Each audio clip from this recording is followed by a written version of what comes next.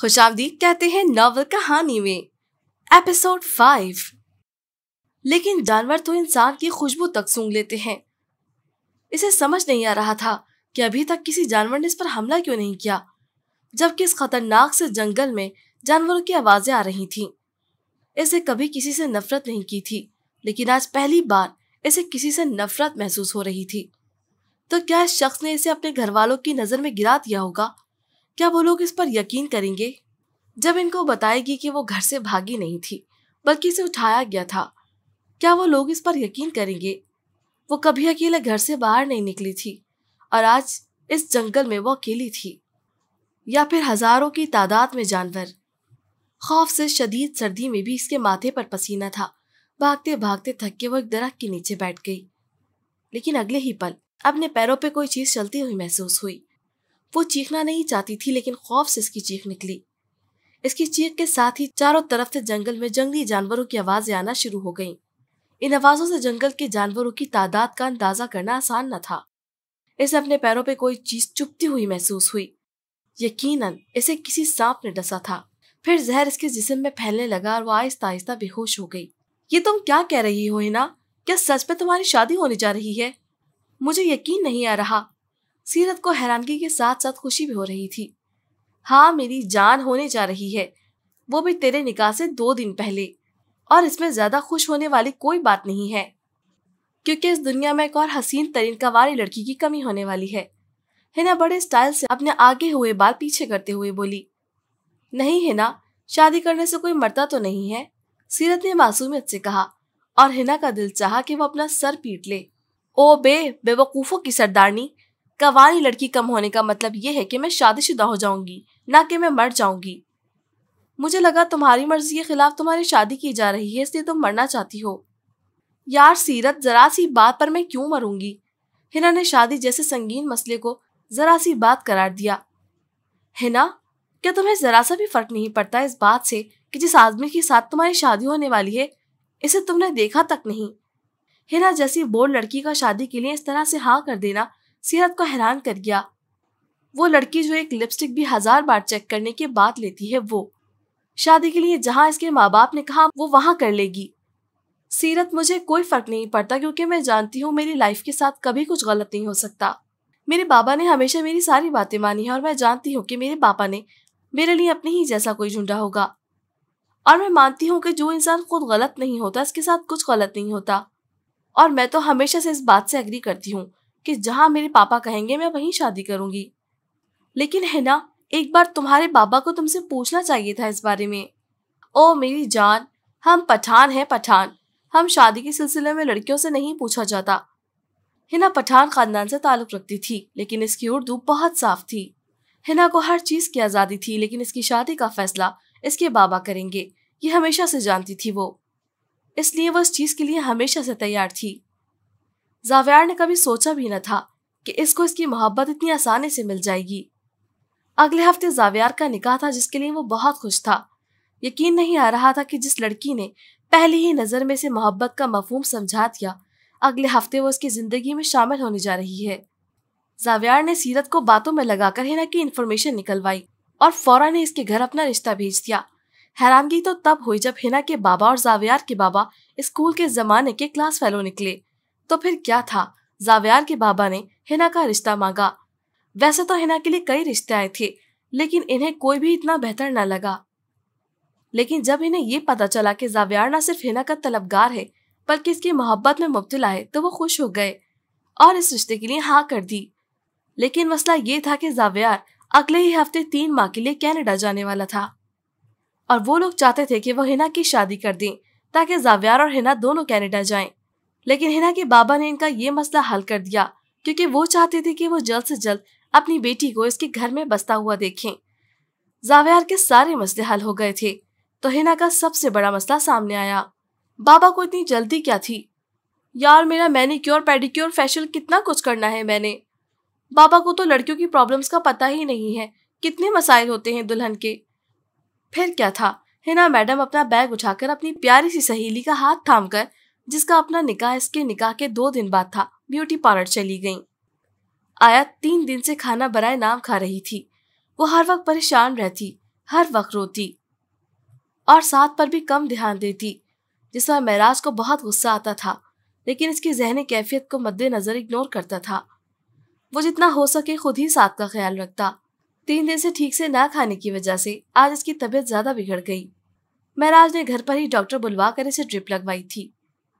महराज और आयत 3 दिन से एक दूसरे को सिर्फ जरूरत के वक्त ही मुखातिब करते।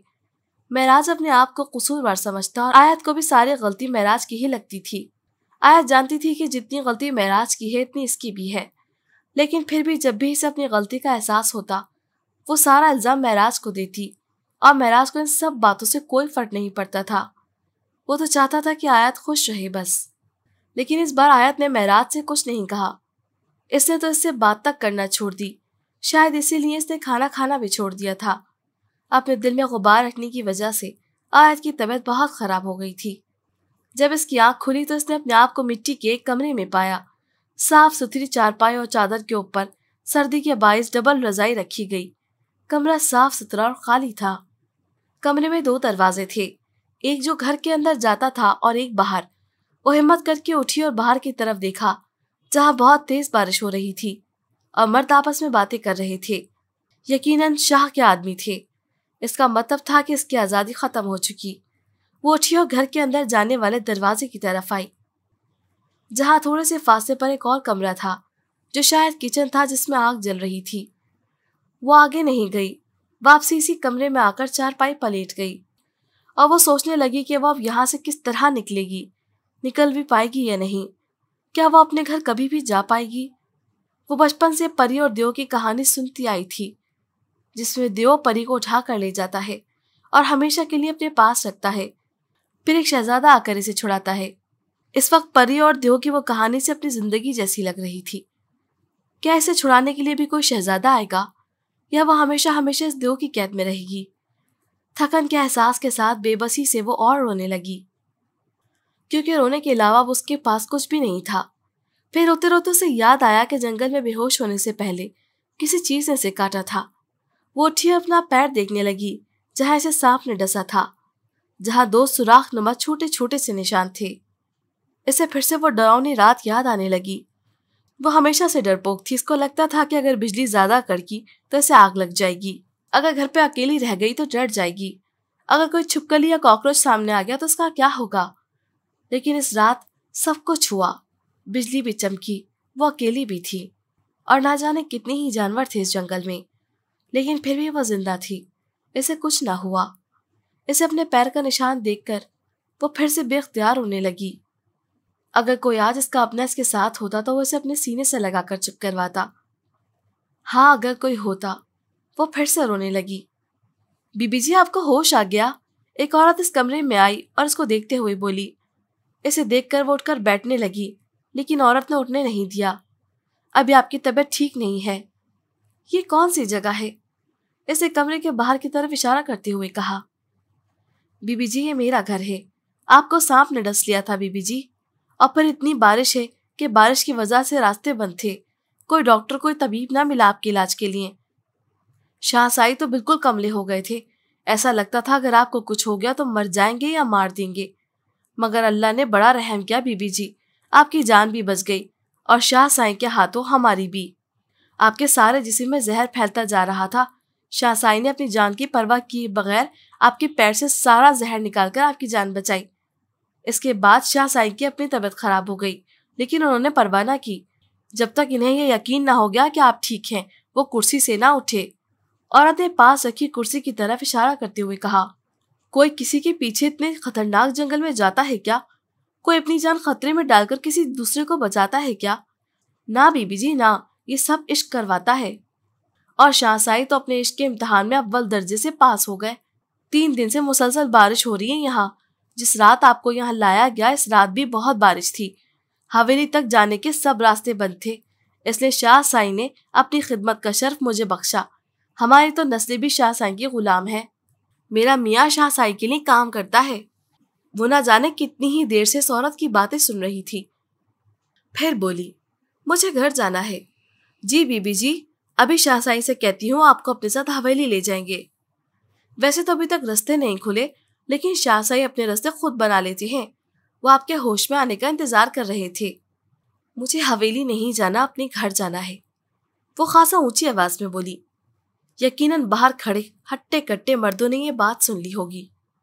शाह को भी ये बात पता चल गई होगी कि वो होश में आ चुकी है। वो बेख्तियार अपनी गलती पर पछताई। अरे बीबी जी, क्या कर रही हो? शाह साईं तुम्हें अपनी हवेली की रानी बनाकर रखना चाहते हैं और तुम अपने घर जाने की बात कर रही हो। इस औरत के शौहर ने पहले ही बता दिया था कि इस बीबी का सर घुमा हुआ है। शाह साईं इसे दुनिया की हर खुशी देना चाहते हैं, इसे अपनी जिंदगी में शामिल करना चाहते हैं और ये लड़की इनसे भाग रही है। शाह साईं के जुनून की एक झलक वो औरत अपने सामने देख चुकी थी। वो जानती थी कि शाह साईं इस लड़की के इश्क में कुछ भी कर जाएगा, इसलिए इसको समझाते हुए बोली, देखो बीबी, शाह साईं वो इंसान है जो खुद से भी मोहब्बत ना करे। वो तुमसे मोहब्बत कर बैठा है। वो एक बादशाह है और तुम्हें अपनी मलका बनाना चाहता है। वो कोई बादशाह नहीं है, बल्कि एक जिन है, एक देव है जो मुझे उठा लाया है और अब मुझे वापस नहीं जाने दे रहा। कमरे में कदम रखते शाह के कानों में ये बात पहुंच चुकी थी। तकरीबन 6 बजे वो घर वापस आया। जब से आयत की तबीयत खराब हुई थी, वो जल्दी घर वापस आ जाता था। 1 हफ्ते के ऊपर हो गया था आयत ने इससे बात नहीं की थी। जब वो घर वापस आया तो आयत किचन में कुछ काम कर रही थी और साथ से बातें कर रही थी। इसका मतलब था कि अब आयत का मजीद उदास रहने का कोई इरादा न था। महराज को खुशी हुई। शुक्र है आयत अपनी पुरानी रूटीन में वापस आ गई। वो भी खुशी खुशी किचन में आ गया। अरे वाह, बड़े मजे की खुशबू आ रही है, क्या बना है? इसने फौरन डिश का ढक्कन उठाते हुए बिरयानी देखी। अरे वाह, आज तो मजे हो गए, महराज मुस्कुरा के बोला। आज आयत किसी उजड़ी हालत में न थी, बल्कि काफी अच्छी तरीके से तैयार इसका इंतजार कर रही थी। आज सारा बेगम दोपहर में इसके घर आई थी, जो महराज की चाची थी। आयत हमेशा से इनसे अपने दिल की हर बात कहती थी। ये बात अलग है कि महराज के चाचा से इसकी कभी तफसील से बात न हुई थी। चाची ने इसे समझाया कि वो अपने और महराज के साथ गलत कर रही है। जो हो चुका वो हो चुका, अब ठीक नहीं किया जा सकता। जो कुछ ठीक है, इसे गलत करना अक्लमंदी नहीं। महराज जो बात इससे 3 सालों से समझाने की कोशिश कर रहा था, आज सारा चाची वो इसे कुछ ही लम्हों में समझा गई। क्योंकि सच है कि एक औरत का दर्द सिर्फ एक औरत ही समझ सकती है। इसने खुद से ये वादा किया था कि वो महराज और साथ को तकलीफ नहीं देगी। अल्लाह ने इसे अच्छा मोहब्बत करने वाला शौहर और एक प्यारा सा बेटा अता किया है। इनकी बेकदरी करके वो अल्लाह की नज़रों में गुनहगार हो रही थी और अब वो मजीद इन रिश्तों की नाफरमानी नहीं करेगी, बल्कि महराज के साथ एक खूबसूरत जिंदगी गुजारेगी। महराज नीचे आया तो आयत ने मुस्कुरा के इसका इस्तकबाल किया। क्या बात है बेगम, आज तो मुस्कुरा कर कत्ल ही कर दोगी। महराज की बात पर आयत ने मुस्कुराना बंद किया और मुंह बसोड़कर कुर्सी पर बैठ गई। अच्छा, सॉरी यार, मूड ठीक करो ना। कितने दिनों बाद तुम्हें मुस्कुराते देखा है। तुम्हारी मुस्कुराहट ने इतने दिनों की थकन ही उतार दी। आयत फिर मुस्कुराई। गजब ढा रही है, महराज ने आयत की तैयारी पर एक भरपूर नजर डालते हुए कहा। मैं तो हर रोज ही गजब ढाती हूँ, आयत ने किस स्टाइल से महराज की आंखों में आंखें डालकर कहा। हाँ जी बिल्कुल, आप तो कई सालों से मेरे दिल पर बिजलियां गिरा रही हैं। महराज ने इसका हाथ थामकर अपने लबों पर रखा। आई लव यू आयत, I love you very much, please हमेशा ऐसे ही रहा करो। अपनी मोहब्बत का इजहार करते हुए महराज ने खींच कर इसे अपने सीने से लगाया और आयत हमेशा की तरह एक बार फिर एहसास जुर्म में घिर गई। आयत को ये बात कभी समझ नहीं आती थी कि जब भी वो उदास होती है, वो महराज को क्यों तकलीफ देती है। लेकिन अब इसने अपने आप से वादा किया था कि कुछ भी हो जाए वो महराज को तकलीफ नहीं देगी। वो मैं तुम्हें बताना भूल गया, मेरा कजन है ना, इसकी 2 दिन बाद मंगनी है, तुम चलोगी ना? नहीं महराज, आपको पता तो है मुझे ज्यादा लोगों में घबराहट होती है। हाँ आयत, मगर घर का फंक्शन है, तुम्हें चलना तो पड़ेगा। मैं तुम्हें वापस जल्दी छोड़ जाऊंगा, फिर अगले हफ्ते शादी भी है। ठीक है ना, मैं शादी में चली जाऊंगी, आप मंगनी पर अकेले चले जाएं।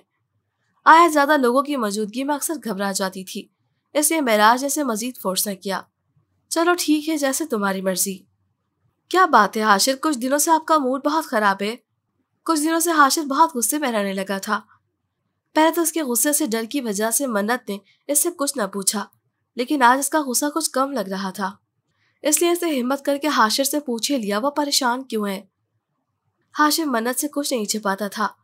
हाँ, मगर वक्ती गुस्से की वजह से मन्नत इससे कुछ पूछ न सकी। मन्नत, मैंने इसे 1 हफ्ते पहले बाजार में देखा था। हाशिर ने वजह बताई। जिस दिन हम शॉपिंग पे गए थे, किसी आदमी का हाथ पकड़ा था।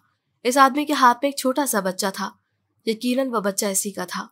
मन्नत कुछ नहीं बोली। आज 3 साल बाद हाशिर ने इसका जिक्र किया था। सीरत कहाँ है? वो हिना सीरत की सहेली इसकी मंगनी है 2 दिन बाद, और 1 हफ्ते बाद इसका निकाह है। हमारी सीरत से 2 दिन पहले इसका निकाह होगा। बस इसलिए दोनों बाजारों और पार्लरों के चक्कर काट रही हैं।